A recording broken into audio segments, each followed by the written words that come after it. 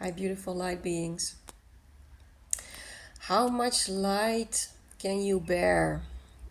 That's the real embodiment and experience that we're going through right now. I feel my hair is looking the same and feeling the same as the energy is chaotic and explosive. we are in we are in very turbulent times. I'm addressing this message for the people who are the front runners of this energetic game. And you might experience that at the moment we're going through a tremendous depth. Please remind yourself that it's not you that is ending. It's all of the identifications that you cannot carry with you if you want to expand and embody into more light. And it's a challenge. It's for me also a big challenge. The ego is going through another dark night of the soul. I'm sure everyone that is listening to this video already have experienced multiple dark nights of the soul. This is a challenging one. It's a very deep one. We're going into the unknown, and for the ego, that's almost undoable. You know, the ego wants control. The ego wants to know. It wants. It wants. It wants. And what is now helping us the most is to step outside of the mind, to meditate in order to become the presence for the story, all the stories that are playing out right now, because the light is basically pushing all the shadows that are still inside of our mechanism onto the movie screen and is asking of us, not even asking of us, it's just it's just there, you know, and whether you want to see it or not, you cannot look away anymore. So we gonna have to watch the movie from the beginning till the end, and the only thing that we need to be doing right now is not identificating with it. Just feel the feelings, feel the heaviness, or feel the chaos, or feel the chatter in your mind. Observe it all. And this will eventually give a massive integration, a massive new knowing, a new, a deeper wisdom will become embodied. And as I mentioned already before, we are these energy houses, you know. We ripple out energy, we ripple out a sort of frequency.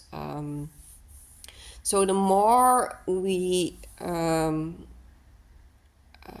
bow for this light, the more we expand, the more we bear the lights coming into our bodies, the more this new frequency will ripple out to all the souls around us. And so it's really about becoming this lighthouse, and doing the work. You know, for now the work is taking good care of yourself. If that means that you need to retreat out of all the chaos of the world outside, then so be it. You know, be more with yourself. If it means that your frequency will rise the opposite, because it can also be the opposite, that your frequency will rise to reach out with people, engage, talk about being vulnerable. And the vulnerability lays in not pretending to be all enlightened and I don't know what, but just be vulnerable and express those shadow sides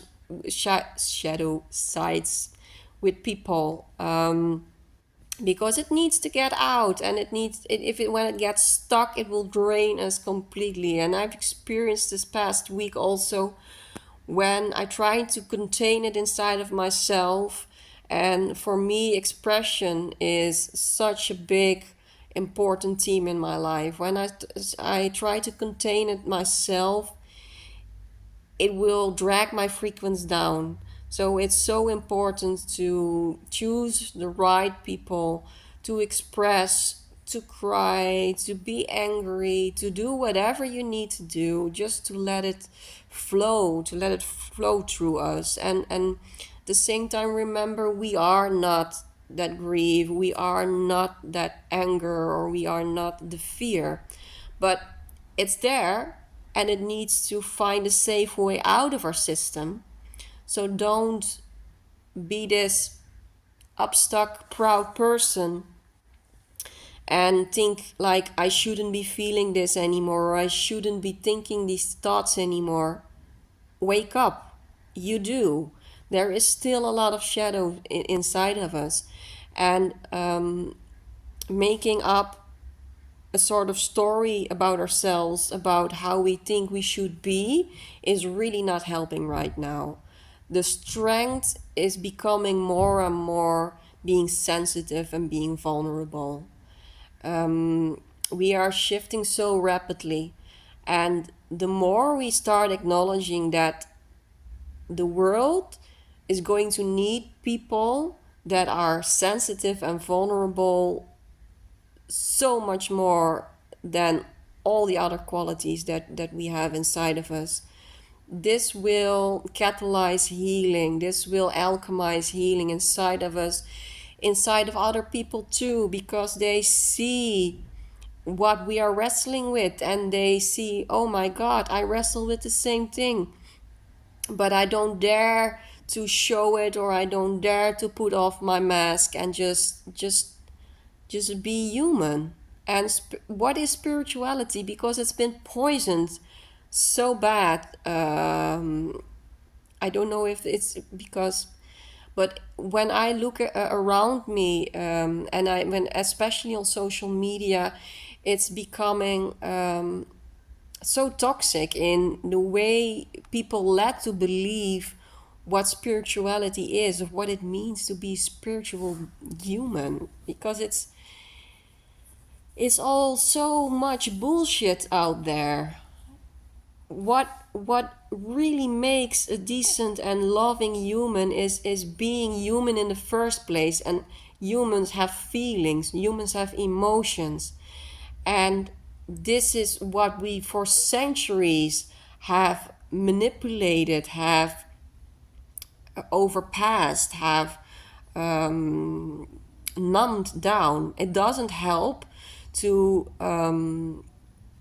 let go of some survival mode, and then use spirituality to go on and act as if there are no emotions to alchemize anymore, or there is no shadow work to be done anymore. It's just another way of not taking responsibility for the big purification that we're going through right now. I'm so passionate about this because a lot of souls out there are really thinking they're doing it all wrong, and I just want to